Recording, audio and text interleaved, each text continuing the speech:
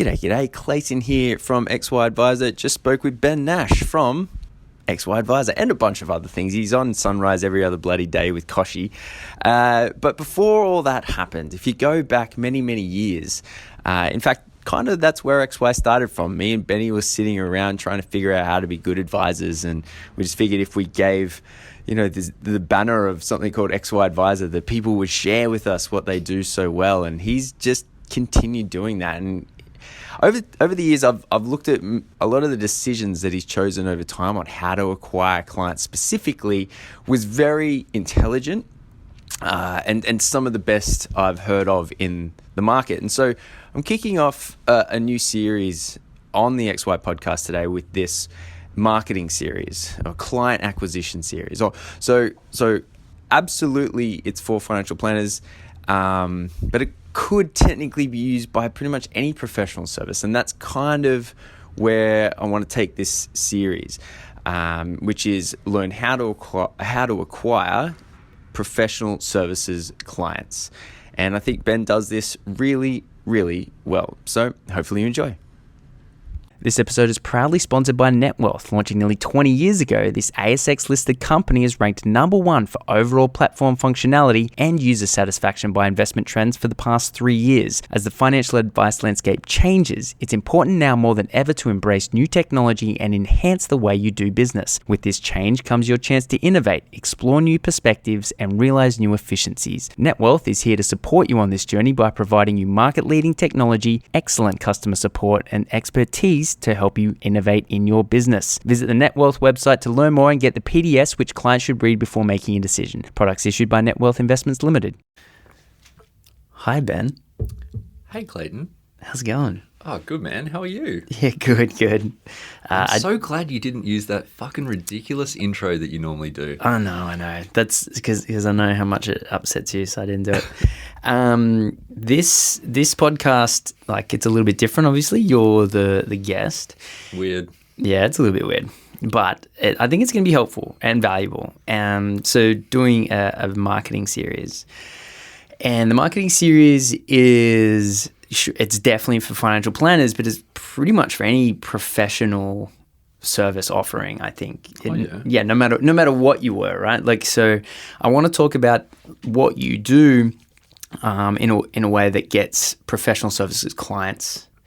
Because if we go back, and I wanted to start with you because if we go back about 5 years ago before you had your company, and I was just starting my company, and the way that I chose to get clients and the way that you chose to get clients were two... Buying grandfather commissions, you mean? Was that what you mean? As in joining BNI. Oh, right. Oh, sorry. Yeah. No. But buying someone's business, and it was definitely a part of it. But joining BNI, and you chose to go down a workshop route. And I always thought that was quite interesting. And even though I haven't heard you say this for many years, it was something that always stuck with me. And I thought to myself, I want to see how this pans out. And I think the both of us can say it's panned out really well. And the sentence that you said to me was, I don't want to be reliant on anyone else for clients. Yeah, for sure, man. I wanted to be able to make my own rain, I think and so many people, they rely on these traditional, centers of influence and accountants and mortgage brokers, and you're relying on somebody else to feed you clients, which, it works. I've seen it work. There are a lot of businesses where it does work, but for me, I wanted to, I got a very sort of particular way of doing things, very particular style of advice that I wanted to give, and the people that I wanted to work with as well. So I wanted to be able to have a message that connected with those people and had them sort of pulling instead of being pushed across to me from an accountant. And the other thing that I found I wanted to work with young people, before I started my own business, it was more sort of first home buyers and a little like high value advice, but lower than what I'm doing right now. And then these days now I'm working with executives and, high income, PAYG, typically individuals. And I find that a lot of like we were just chatting to a mortgage broker on one of the other podcasts, and he was saying like first home buyers are difficult, and not a lot of mortgage brokers want to deal with first home buyers. A lot of my clients are first home buyers, or probably at least half they've not bought a property before. The other half may have bought a property and looking for that next step. So. Yeah, for them, people don't want to work with them. Accountants typically don't want to work with these sorts of PAYG individuals either. It's something that's slowly getting phased out. So when I set up my business, I wanted to have a way to bring in business where I knew it was based on my effort and not on anyone else feeling, the need to, or the desire or the inclination to, introduce me to people. Yeah. And if you look at it now, you're on Sunrise every now and again. You've just released a book, and I guess that's the glossy cover. But it started with sending people downloadable stuff on LinkedIn, right? And 4 years ago, and so I wouldn't mind just going through a bit through that journey, which has caused the success that I see. And one of the things I've always respected about you, mate, is your ability to go and find out people that you want to learn from, find you the most absorbing human in the world. Probably makes up for not having a personality. I think that really helps. I've got one. It's just a bit bent. So if we go right back to the start, you've come from Dixon's. So I sat next to you. You were the size of Hulk back then, deadlifting 200 kilos, no beard, but no hair. No hair. You were selling though, right? You still were selling at that point in time. You and Mark Power. You guys were nailing it, right? You were beating everyone else.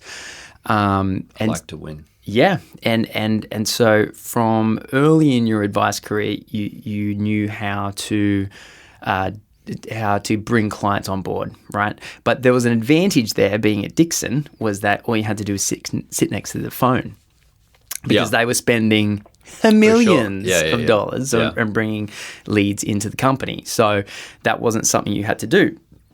So you knew how to bring clients on board once they were interested, and then you moved across to Successful Ways. Similar scenario. They'd spent heaps of money, bringing you leads, and then you did your thing. And then when you started your business, it was the first time that you had to be responsible for bringing in business. Correct. And I went away to BNI. And I've got to say, quite frankly, doesn't work. In my personal opinion, it's the worst thing in the world. I'm sure there's probably advisors out there that disagree with me, but that's my view. You, on the other hand, you are engaged with Steve Salvia. Steve, the Italian stallion, Salvia. Yeah, great guy. Mate, tell us about what you learnt there. Well, I think, so Steve's amazing.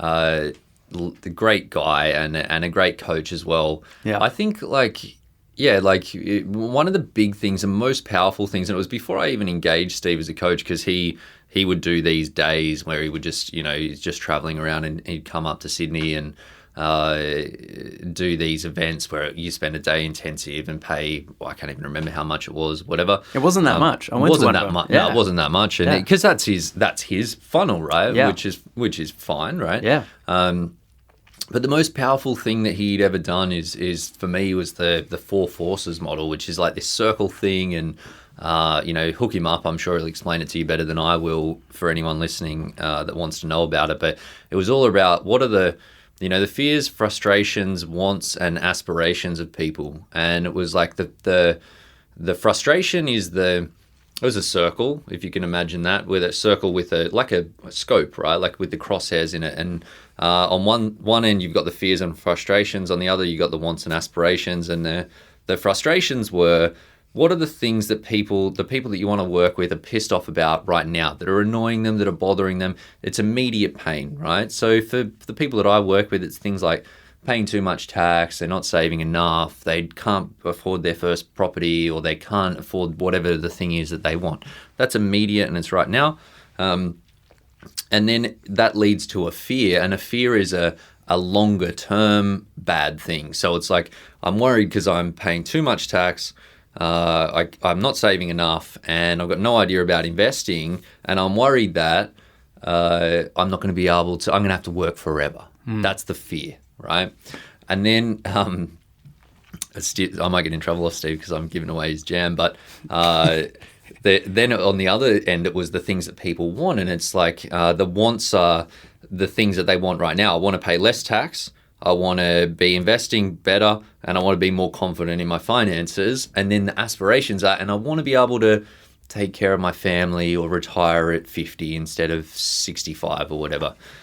So I spent a lot of time with Steve, and the most valuable thing was that model, but then applying it with him, and I worked with him for a couple of years, like specifically on this and the workshops and events as well, but was about crafting messages where you're getting people to like opt in, and they're just opting into the pain. They understand that you understand them. And it's the same we've both done the Key Person of Influence program, which is almost like more detailed but less practical, because I really like that Steve separates it to what are the frustrations, which are the now, and what are the fears, which are the later, but both bad but different. Whereas they're just like, what are the key problems that people face, right? Yes. So a lot of time just thinking about those problems and crafting marketing messages. And man, I still hear Steve's voice in my head that is like, if you are a self-employed chiropractor, he used to always use his example, and you're worried that you're paying too much tax and you're not investing enough, and your super's in a mess, and you're worried that you're going to be forced to be a slave to your job, then I've created the 3-step, insert, what did he used to say? Whatever, insert, sexy name here, insert sexy name here. That's what he used to say, actually.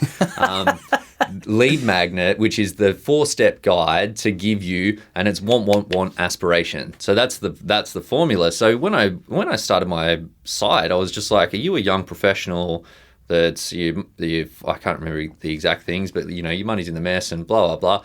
And I get people literally contacting me going, holy shit, I read that thing and that was exactly me. And I was just like, oh my God. Wow. And so you had multiple?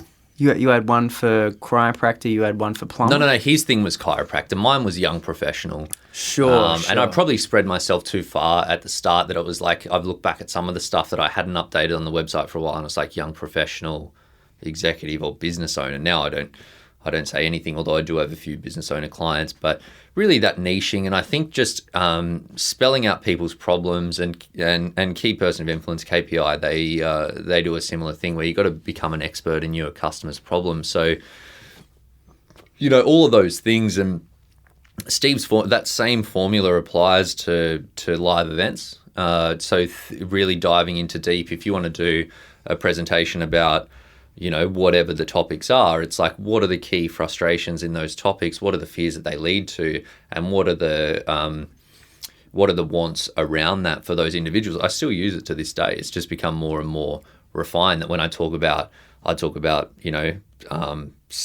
cash flow, and then it's like the fears are X, Y, Z, and that leads you to, if you don't sort them out, it leads to this. But if you do get this right, then it's like it gives you the want aspiration. That's amazing. Man, yeah, Steve, I remember Steve breaking my brain with that as well. Although I never became a coaching client, I went to a couple of his day seminars, and using those questions in my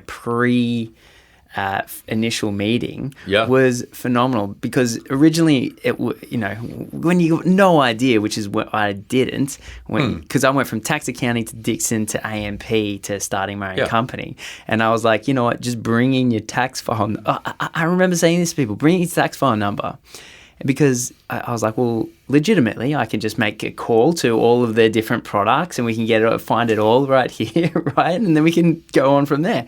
Classic accountant. Oh man. Yeah, and then over time it got to, okay, well, bring in, let me know what your revenue and back then it was your income and your expenses and your super, and I'd ask them all the financial questions, but at least I didn't say really bad questions. Yeah, I know. Very, very bad questions to ask. And then it was after meeting with Steve, it was what do you want out of life? What don't you want out of life? Magic wand list. I still use the magic wand list. Man, he's got so many of these cool things, and it would start Steve, with that. you owe us one. All right, buddy. Actually, when XY went to Perth, I remember we ended up going out with 50th. Steve. Yeah, that's right. It was Steve's 50th. So that Bacon was, and whiskey. Right. Oh, yeah. That was super cool going out with Steve in Perth. In a cool bar as well. It was like an underground whiskey bar. Sick. Except American whiskey, which is, not really whiskey. Yeah. But yeah, look, I think it's, workshops are amazing. That like at the start, I was getting probably a third of our business from events, a third from LinkedIn, and then as the clients build up, I was getting a third from sort of random sources and clients. It's sort of changed a little bit because we've got a few more clients. I've gone skewed back a bit to LinkedIn since I've been doing all this media sort of stuff. But I find that it's like writing a book or doing a workshop is the same, that, it really forces you to really think in. And I think financial planners, everyone's got all this deep knowledge, about all of these different, things like technical stuff, but also the practical stuff that people, that's important to them as well. And when you have to write an SOA, you don't really think about you think about the most technical of things, but the most technical of things are not the things that engage people, right? So when you have to find the things that are the messages that people connect with and the things that they want, doing a workshop or writing a blog or writing a book, it forces you to really focus that in, and you think about what's most important to them. You think about some good stories that they like, or that are going to resonate, or that help you to explain points. And then I think it makes you a better, it's made me better in meetings with people, because you hear, I remember you go to a workshop and I can't even remember some of the things, but people would ask questions and you go, holy shit, people don't even understand this thing that we just take for granted. And you get so caught up in this financial planner speak, and you're talking in these acronyms and all of this crap, and people are just, their head spinning, and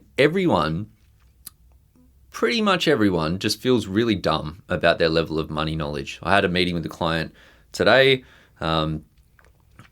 and even she said, she's like, shit, that meeting could have been an hour shorter if I knew more, and I just feel really dumb. And she made the suggestion. She said you should, maybe you could do some content stuff that for people on a really basic level. But I find that all people, it doesn't matter what their level is, that they don't have, they don't feel like they know enough. They feel like everybody else has it more together than what they do. So one of the big learnings from doing these workshops has been really ditching the jargon, dialing down the explanations, and just trying to keep things on the most basic possible levels, because some people, normally dickheads, they get upset if you're too basic. But I just make sure when I promote my events that it's I'm really clear this is going to be super basics. I'm not talking about complex investment strategies. I'm not talking about complex tax strategies. It's introduction type level, which I think is really what a workshop is for. Definitely. And I'm going to come back to workshops in a second. The thing that I now want to talk about, so you've gone from successful ways, you started Pivot, you engage Vern Gullery to shout outs. Yeah, mate, great designer, the XY designer as well, and then you go to Steve and you spend a bit of time with Steve, and he gets you off the ground. Then you start from there. You start aggressively linking in with people to build your audience, and then you're also following up with a handout.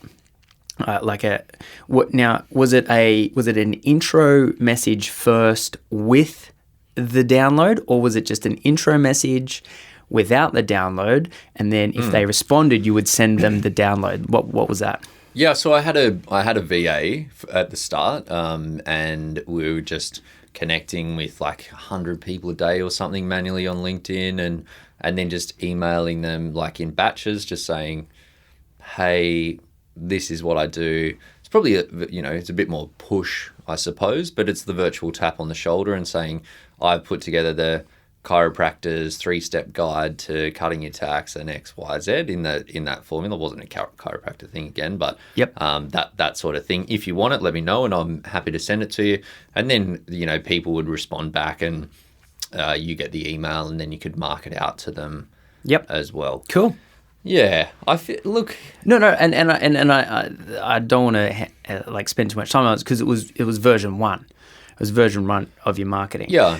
But look, that process was, it was salesy for sure. I probably wouldn't do it the same. Well, I don't do it the same. I know now, you don't. Yeah. But that being said, I did get quite a lot of business out of that. So I got some of my best clients. And if I trace the referral chains back through my business, man, I got a few $100,000 worth of business out of that strategy. Good, really good clients that I still work with today, which is excellent. Yeah, for sure. And I kind of want to go along the evolution here. And so you're doing this, and it was really awesome to watch because at the time I'm doing BNI and it's not doing anything, and then you doing got free coffee though, sort of free, loving it, and then you're pushing out this content, and okay, it might not be the most sophisticated marketing channel, but you're doing something and it's working. And I remember you saying to me, it's I'm getting some really good quality clients out of it, even though it's not exactly what I want to be doing. It's still working. Yeah, and when you start your own business, it's like shit. You got to make some money. Absolutely, especially from the marketing side. Like if you've got a good service proposition and you're adding value and you're going to help it, it's not like you're shafting people when they get into your funnel. Of course not. You just got to get them. And you say, I'd never got. I think I did one workshop or I did a number of workshops by myself at Successful Ways. One of them I got this really, really good client out of that we had a great relationship with, worked with them for 5 years. But when I started my own business, I'd never done that before. And that was what I knew how to do. Well, not well, but I knew how to do it. Well, I knew how to do advice pretty well. Yes. I knew how to do business very poorly. Sure. All of those things. But what I didn't know how to do was get clients. So it's just I just got to figure that out. And then, and so you get a couple of years in, and the big question I want to ask is, so when they downloaded the ebook, or they went onto the email list, what were you inviting them to do? Were you inviting them to go to a workshop, or were you inviting them to go to a meeting? Yeah, workshop. Okay. So there you are. You've reached out. You've given them value, if it applies to them. And then your only push is actually quite a gentle one. Here's an invitation to a workshop. Yep. Now, how much were you charging for it? First question. $50. $50.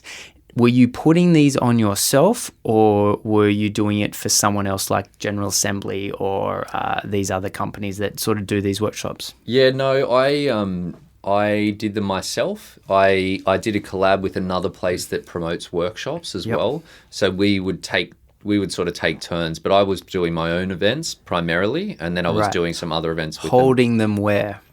In our office. In the office, yeah. Great. So I had that space over on Martin Place, and they had a decent boardroom which you could sort of open up, and you could fit about 30 couple people. Of drinks beforehand, or at the start I didn't. Now I do. Now I give them as much booze as possible, as early as possible. That's to make them relax. Something that's changed over time. Yeah. Right. So I'm just get some really nice beers, some wine. Because it's quite as someone who's turned up to workshops, it's a little bit nerve-wracking, right? You're walking into a room. There's a bunch of people. We're all unanimously have said that we lack knowledge in said topic. Yep. And so everyone's a little bit embarrassed, right? the fact that especially money. Yeah, More so, especially- you go to a digital Correct. marketing thing, it's like, well, Yeah. who understands digital marketing? Yeah, yeah, But yeah. you go to a money thing, it's like, shit, you got money. Yeah. Money's important. Yeah. You should know that already. Yeah, I'm an adult, and how do I know? Yeah, so I could imagine, right? They're walking into this this workshop. That are they interacting with each other, or are they just interacting with you, or how do you manage that pre-workshop vibe? So I've got some email like sequences where we'll email stuff out beforehand. Okay, so they register for the workshop, which then sets off a chain reaction for emails. Yeah, but not all of the people. So now what I do is I cross promote the workshops with other people, and I don't. What does that mean? So I have there's 2 other companies that promote my workshops, Right. And they sell through their side. I sell through my side. They probably sell more than what I do, Sure. to be honest. So when that happens, they're not coming into my system. The people when they book tickets. Right, so you can't foster them as well, but No. they're probably doing their own fostering for you. But not what you would ideally Sure, want, where you're trying to, give them ideally you want them understanding the content, understanding what's important, understanding you a bit before they come in. So most, probably 50 to 75% of the room generally come in pretty cold. Okay. They just come in, have a chat. Yeah, I just try and intro and So you go around and try to talk to everyone? no. No. I'll just say hello to people if I'm normally just sort of waiting around. Hovering, yeah. It's kind of awkward. Well, is it hovering? Maybe that's not the right word. I don't know. I'm just sort of standing. You're just floating around. No, actually, normally I'm trying to figure out how to get the fucking projector to work. And getting annoyed at Yang because she's forgotten the bloody feedback forms again. But there's normally something going on. Right, so you're not just I'm just like standing there. You're not standing in the corner surveying your crowd. No, I'm normally trying to encourage them to get liquored up before the workshop starts. That's the general sense, making sure everything's happening. Okay. Yeah. So again, going back and when did you or have you started doing it again? Are you still offering something via LinkedIn? Yeah. Oh no, I'm not. No, I'm not. But I am getting a lot of clients off LinkedIn at the moment. But that's because you've built your profile. So you're no longer sort of sending out download this. No. Okay, cool. So, but if someone contacts you directly, are you still sending them to the workshop first? No. Oh, no. Okay. No. If they contact me now, so with LinkedIn, yeah, we get a bit and I connect. Connect with a lot of people on LinkedIn. I don't offer any guides or anything, but I just drop them a note for people. But if anyone messages me back and say I like what you do, I want to know more, I'll send them our guide, like our corporate profile, which is another thing that Steve, yes. that I've sort of evolved out over a bunch of years, and I just send them that. Depending on what level of interest they show in the message, I just say, like, if it's a low level of interest, I just say, here's what we do. Great to be connected. Look forward to staying in touch. If that's a moderate level of interest, it's like, well, here's the document. It talks about what we do. Probably, if you want to know more, probably easiest if we chat through on the phone. You're welcome to book a call in my calendar. There's a link, and they can do that. Or if it's high level, it's like, yeah, let's chat. Here's the link. There's the document. Have a chat. Have a read before we catch up. So here's a link. Read the document. The link to my calendar. Like, if they say I want your help, yes. I'll say, okay, great. Let's have a chat. This is how the chat's going to work. There's a link to my calendar. Book a call. Calendly or whatever Calendly. it is. Yeah. Calendly. Yes, I know it's Calendly because it's in your email signature. Yeah. And occasionally I would book phantom meetings. With Yo Mama. Yo Mama has been the guest. You made Yang very angry. I remember I tried to get the other guys to do it and they're like, no. Yeah. It's like, okay. It's because it's a dick move. And hilarious move. Okay, so let's now go to KPI. So you spend some time with Steve, and then you move into the key person of influence. Mm-hmm. What have you learnt from that year or 9 months that you're now incorporating? Yeah, look, I think KPI was amazing. Yeah. Just the intenseness of the whole thing, like just so full on. And I didn't, it's a 40-week program. I was 6 months into my business when I started. So I couldn't do all of the things where they have their 5 steps. I really focused in on the value foundation or the pitch module, which is basically the 4 forces and then your values and then the problems and stuff. So really honing that marketing message. And I feel like that was a fairly natural evolution of the stuff that I'd been doing with Steve. Yeah. But also I feel like because I'd done the stuff with Steve, I got even more out of it because I'd already thought about it, and then I was also able to distill it into the now problems and the future me problems. So that was good. I still use the pitch, the product method side of things, where you're really just trying to distill your what are the core philosophies. So for my business, it's having good cash flow, having a good strategy in place, and having great investments. That's a core. That's our 3 elements, not steps, but elements that you need to get right. So yeah, just really that, and that took me a long time to get there. With you get caught up, or for me in particular, because I'm very process minded. It's like, well, we understand what you want, and then we, do these things, and they're just going, no, dumb. Like, that's your process, and it's not your methodology. So, I think just spending all of that time, really, I think if any advisor that really cares about their clients and provides a good service, you get caught up and you're just doing it naturally, and you're just doing what you do, and you're helping people, and it's great, and they're happy, and you're happy, and it's working, but when you spend really critical thinking time, just focusing in on your business and why are you doing it, and why is that important, and what's important, and all of those things, then you end up, there's a certain magic, and you just get real clarity on the things that make you different from everybody else. And that's important because there's so many people, and everybody's got a place. There's we don't have to.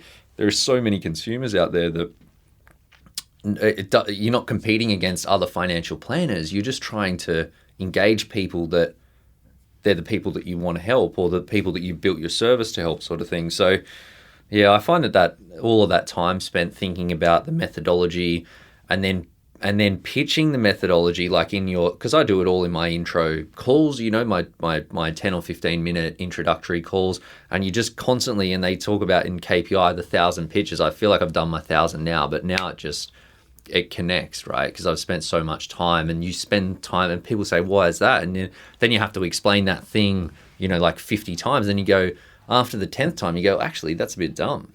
Actually, it would be better if it was that thing. And it's just that, it's the constant improvement, and this is something that we've spoken a lot about, that just incrementally better. You don't have to, you're not jumping, the Great Wall. It's just like, it's the game of inches, keep it moving forward, and you just got to be in the game and keep that focus. But yeah, I think that's valuable. The KPI sort of accelerates that because there's so much time that you're spending on on your service, on the business. I didn't really do they talk about pitch, which is your value foundation, your problems, your product, profile, publish, and partnerships.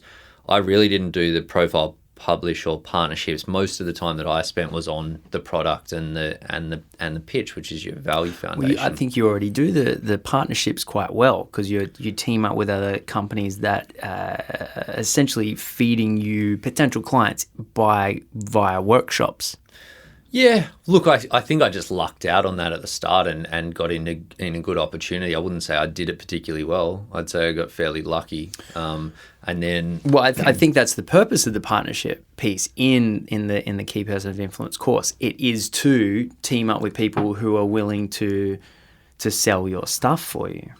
Absolutely, yeah. But I never really gave it because I started doing those workshops from pretty much the day that I started the business. Yeah, I remember, and it's a very unique thing. I still don't know anyone else that does it. It blows my mind. I'm sure there are advisors that do it. I mean, when we're at when we're in previous jobs we've had, I've seen sort of bigger companies do these things, but I've never seen the way that you do this, and it's always astonished me.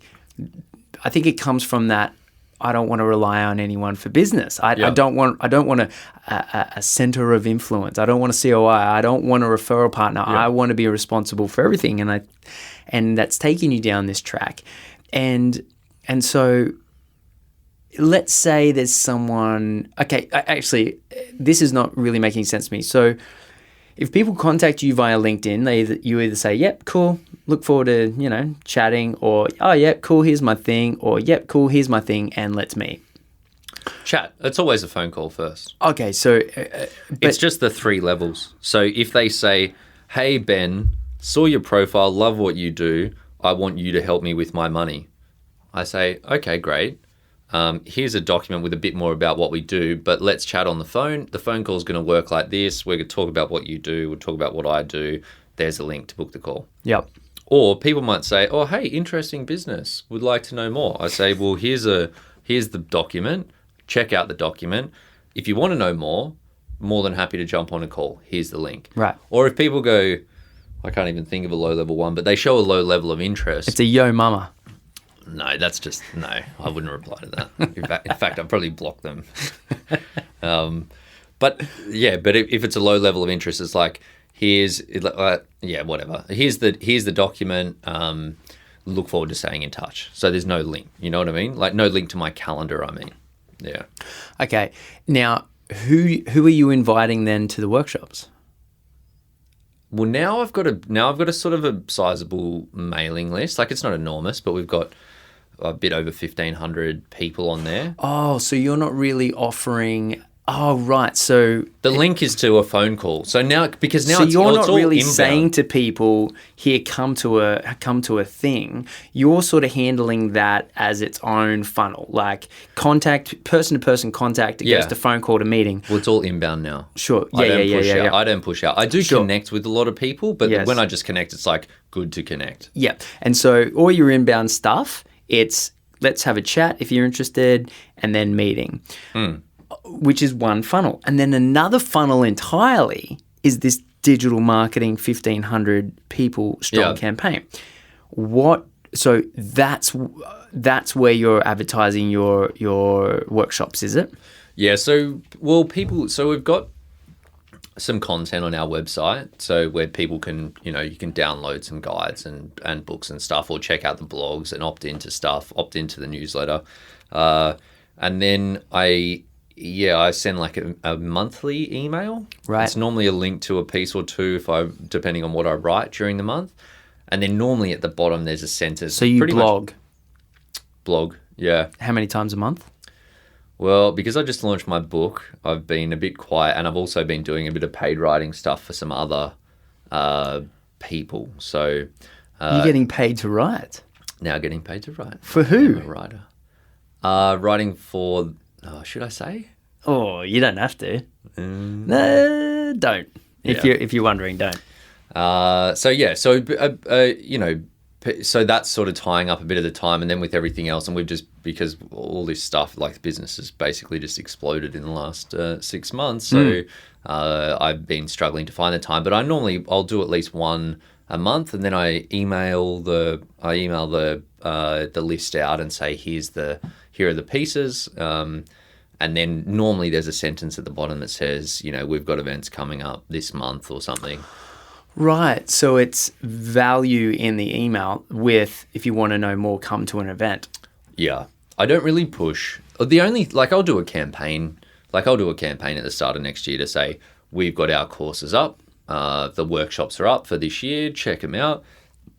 If you want to check it out, come along. Mm-hmm. But always, it's there. It's just the constant. And this is the LinkedIn, and it's everything, man. It's just a digital tap on the shoulder. And then you have to get people to opt in. I think this push marketing, it's especially for young people. It depends on the audience, but especially for young people, it's like, you don't want that. Like what's this site? I was talking to Michael Back, and he put me onto this site, and it's some marketing guru site. And anyway, so I opted into this thing, and it was like every day, and it was a full-on hardcore. Like they wanted to buy this thing, and then it was like, I'll discount this, and then it's like, oh, you can buy this thing, and then there's a package here, and then you do that. After about 4 days, I was like, man, I'm out. Like, no way. I think it was digitalmarketer.com or Digital Marketer Online or something like that. And it was just so hectic that, I don't know, for me, I hate that shit. Yeah, me too. But that stuff definitely does work. But I think for just a segment of society that's happy to deal with that. Yeah. And if that's not the type of people that you want to deal with, then it's not the right way to market to them. On Backy for a second, I know you've been working or have worked with him for a couple of years. Yeah, a couple of years. What are you learning from him? Man, look, with Backy, like he's amazing. He's got a great brain. He complements the stuff that I do, I think, really well. And I think collectively, like the two of us together come up with something that's better than what either of us would be able to do individually. So he deeply understands my business now because we've been working together for so long. At the moment, we're working on all of our email sequences. Okay, yep. So through our whole, like, from someone like coming in to download the guide, new subscriber on the website, then it's like, what happens? What's the email chain? Then they book a ticket to an event. What happens? All of those different things. Book a phone call. There's an email sequence. So when someone clicks a Calendly, we got Zapier, goes into Active Campaign. There's a sequence that comes off the back of that. So we're re-engineering that at the moment. He helped me work on my course that I was chatting to you about just before, which didn't end up exactly where I wanted it to be, but. All of those things, and then project management of stuff as well. So I think it's good, especially if you're the business owner, like it's just you, no partner in the business, and you're the one that's driving all the marketing activities. I think it's good. You want coaches, you want programs, you want support, because it keeps you moving everything forward. Make sure that you got that sanity check there, gives you the confidence, and if you get the right people, then it enhances the output, I think. Yeah, right people is hugely important. Okay, so I'm just trying to figure this out in my head. Actually, we'll get. It's probably a good time to get to this part. You've done a lot for your public profile. But first of all, by being I think what's allowed you to build your public profile is the amount of time that you've spent, as we've already discussed during this podcast, on your value and the amount of time that you've spent critically and deeply thinking about what it is that you do and how best to communicate it. I think that's sort of the prerequisite to get to the position where you're now being asked to go on free-to-air TV. So I guess what my question is, do you now see much value in being in doing workshops? Because as you've said, sort of the workshops are really only a third of your audience, and then 2/3 from whoever your partner is that is doing the workshop. Actually, quick question, what percentage of those people that go to your workshop come to a first meeting?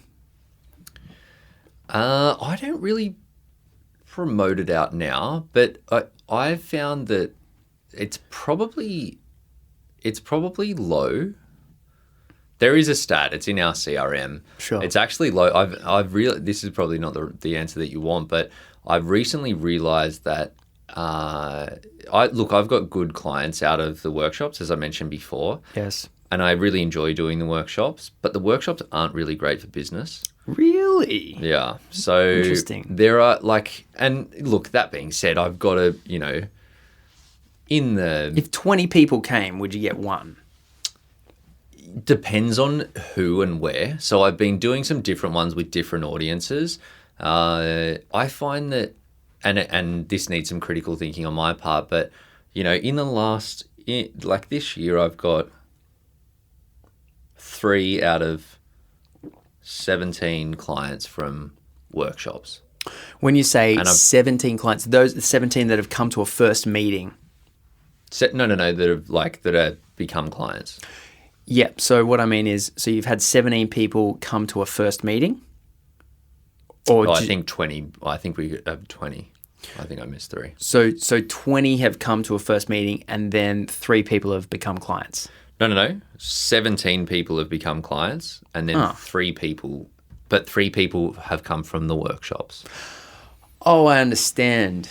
Out of all your clients, 3 new clients. This year. This financial year to date. Right. Okay. Yeah.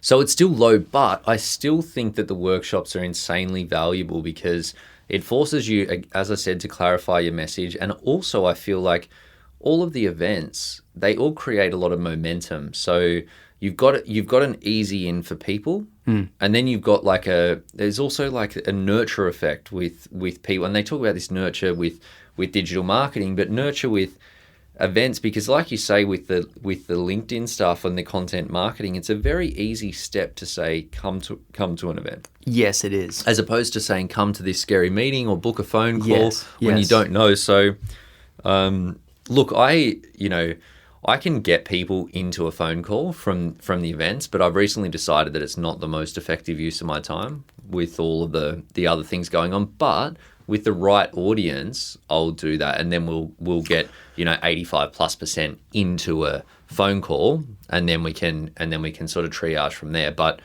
as I say, I've been a bit stretched for time, and we've been. Yeah, I think the big caveat here with you compared to probably a lot of other advisors is you're looking for younger people that are on quite high incomes. So so you're probably your rate of, call it conversion, or people that you think it's good to work with and they think it's good to work with you, is probably lower than most, but that would be as a result of your requirements to become a client, which is why I wanted to talk to you about sort of the level of marketing that you do. Now, a rudimentary Googling of your name, which, Ben, even though we're good mates, I still did before this meeting, you'll find podcasts of your live presentations. Yeah. And so what I can tell from that is you're doing events for select professional communities. Yeah, for different businesses. So if I meet someone and they've got, because these days a lot of people want to add more value to their people. Like you talk to even the traditional people like accountants, mortgage brokers, lawyers, which is the one that I saw or heard, I should say. Maybe recruiter. It was a recruitment. I did one with a recruitment business, and they just do a monthly event for their their staff, and 2 their community. Amazing initiative just from a passionate entrepreneur that wants to add a ton of value. And I think I want to add more value to my clients. I'm doing a collab with the lady, Kirsty Carr, total legend. We're going to do something in January where she's all about values and all about this the neuroscience and connecting people and limiting beliefs, and we're going to do a whole thing around that. Like for me, that's great for her. That's great for me and great for my clients. So yeah, will some of them end up talking to her afterwards? I hope so. Probably. That's fine. And everyone's doing that these days. Workplaces do it. Any service-based business, I think, well, a lot of service-based businesses, they're looking for more ways that they can add value. For the right people, it gets exposure. And if what you do is good and the people, and you've got the right message that connects with those people, then great, you connect. So that's all just come about that anytime if I meet someone, if they, you understand their business and they talk about, oh, we do these things, great, let's, ready to go. It's off the shelf. I've got the description there. I've got the thing. I've done it 100 times. It's easy. And then it's great exposure. And that one met some really, really great people, got some good opportunities, a couple of amazing clients out of it.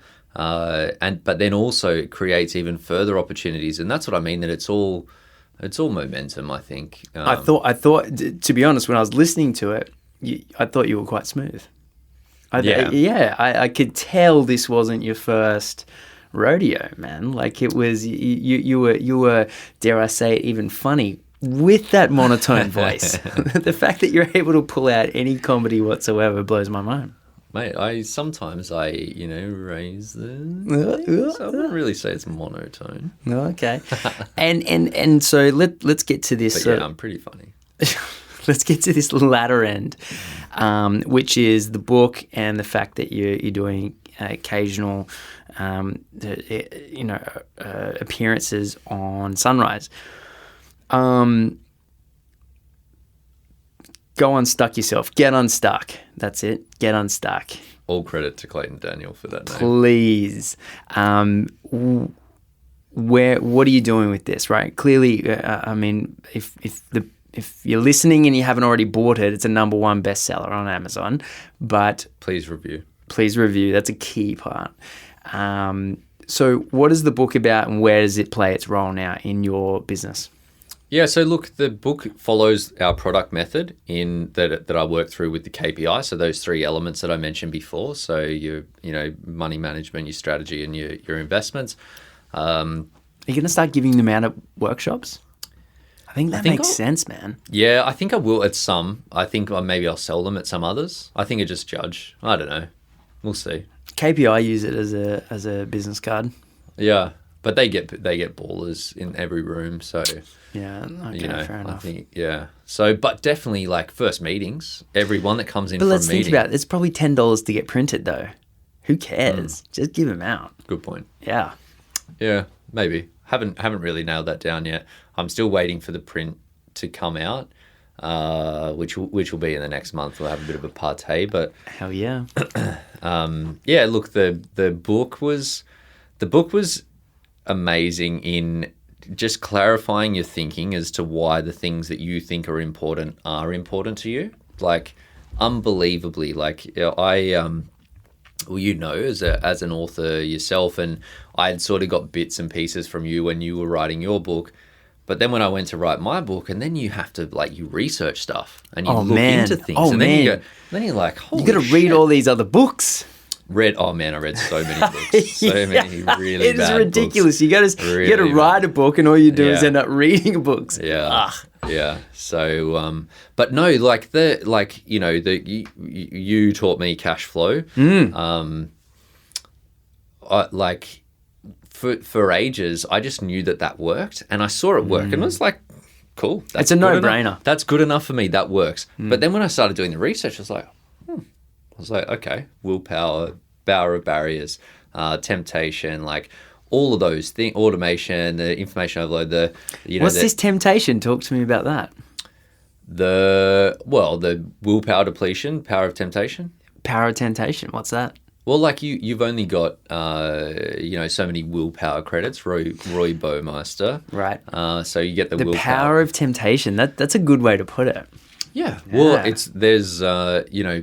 give in to temptation, like in anything, because you use up your willpower, and then, you like, you've only got so much. I know I do it myself. I try to flex, but clearly I'm using too much of my willpower in a professional context. I think it's hilarious because I tried to get beers banned from the XY podcast. And I lasted about half of one podcast until... That's just because you drink too much and then eat Anzac cookies into the microphone. You just have to stop doing that. But no, all of those things were like and they give you so many analogies and stories to tell clients, and then those are the things that make your service connect. So when you do an intro meeting with people, and people go, "Oh, that's interesting," and then you go, "Yeah, bang, bang, bang," like stats. This is why it's important. This is why it matters for you. And then they go, "Oh shit." Yeah. Do you have assets? When I say assets, and in KPI parlance, but illustrations that you've sort of invented? Well, I've recently been doing so since I left KPI. I had a bit of a break, and then I've been working with David Dugan since then, as you know, your favorite. Yeah. Shout outs, Mr. Dugan, Dr. Dugan, I should say. He's recently engaged this guy, super genius, Simon Bowen. Look him up. He is amazing. He's a crazy. One of these people that we were chatting about this offline. just great models. He talks in models. Everything's models, like visual models to explain things. So I've been spending a lot of time on the visual models recently to try and make the intangible a bit more tangible. So I've got some sort of tools now that I use. I still use Steve Salvia's 3Rs worksheet. I'm sure we can probably convince him to give us a download link to put in the show notes for anyone that's listening. That process, so simple, but just like what's success look like? Where are you at now? What are the roadblocks? What are the issues? I do that, and then I just go into the stories and the models, and that's my sort of engagement process now. But I think it's like, the more time you spend on these things, and you write a book or you do workshops, and you can tell stories about the people at the workshops, and then you can tell stories about the clients, like obviously confidential, but then you have models like the cash flow thing, and you talk about that, and you talk about the psychology and the research, and you talk about the book and the research, and then you do the things, and it's just all tools. And I think that the culmination, it just gives you've got a million stories or analogies or whatever that you can wheel out for whatever client. And I think that's what it ends up being compelling. That we were chatting before about soft skills, and really that's the most important thing, to identify what the person wants, but then to be able to communicate and have all of those stories available, or the tools available to explain why they're feeling the way that they are, or why it's possible to do the thing that they want to do. Then that's when you get the traction. And so we've discussed about 4 or 5, maybe even 6 different ways that you get people into that first meeting. And the last thing I want to talk about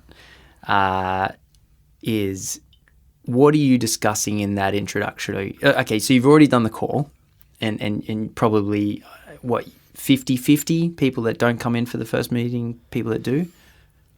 So what I do now, and this has been a game changer for us, is I tell everybody what our fees are before they come in for the meeting. That's awesome. I used to hold it back. Got it from Glenn Carlson from KPI. I was facing this massive frustration patch because our fees are high, but our service is amazing, in my very unbiased opinion. Yep.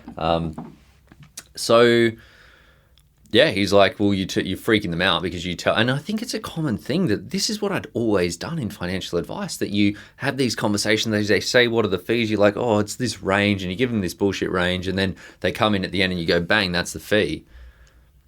And then they freak out and they say they have to think about it. So now I just say, well, this is the fee. I used to say it in the phone call, but now I don't say it in the phone call that much.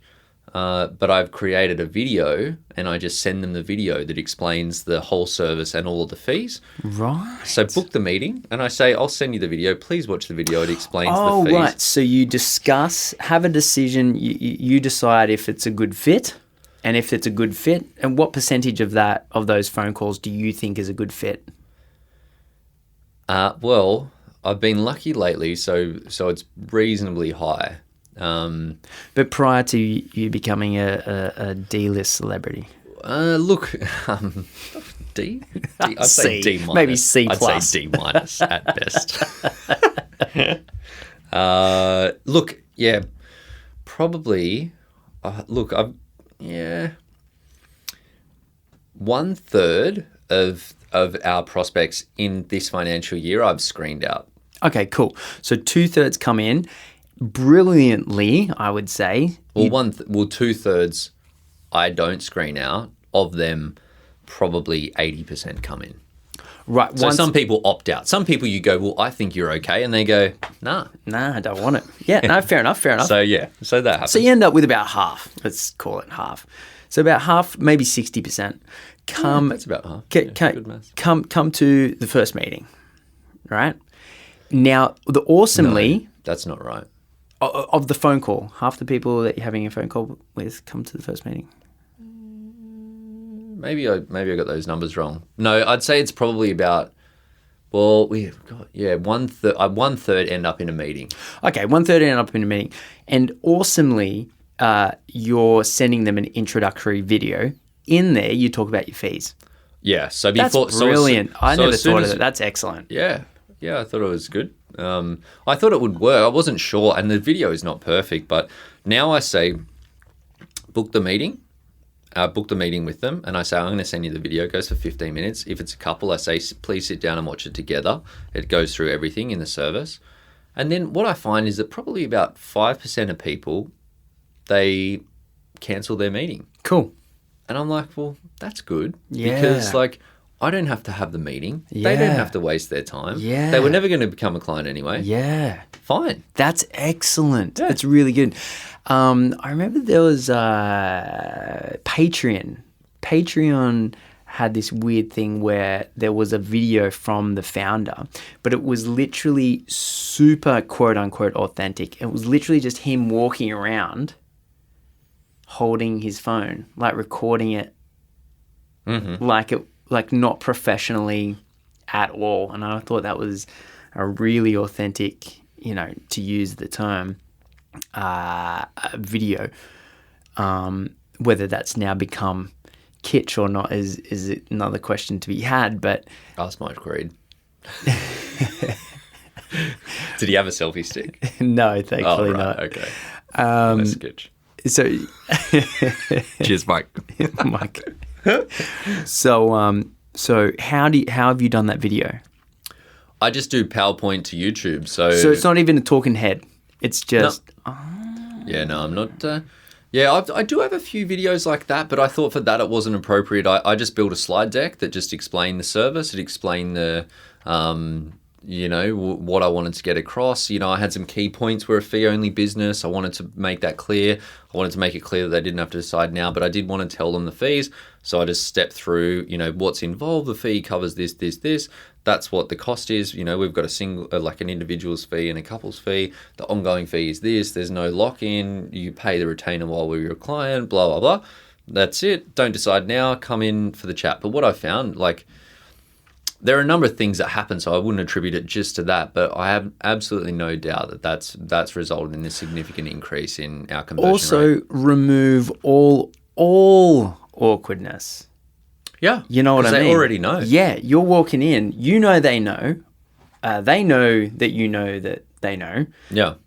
Nothing hidden. You've been able to really put forward your value, and I would suggest probably the fact that you've done 100 workshops means that you're very good at articulating your value, and the amount of time that you've spent figuring out why you're an advisor and what it is that you develop. And I think it all culminates in this video, which is awesome, man.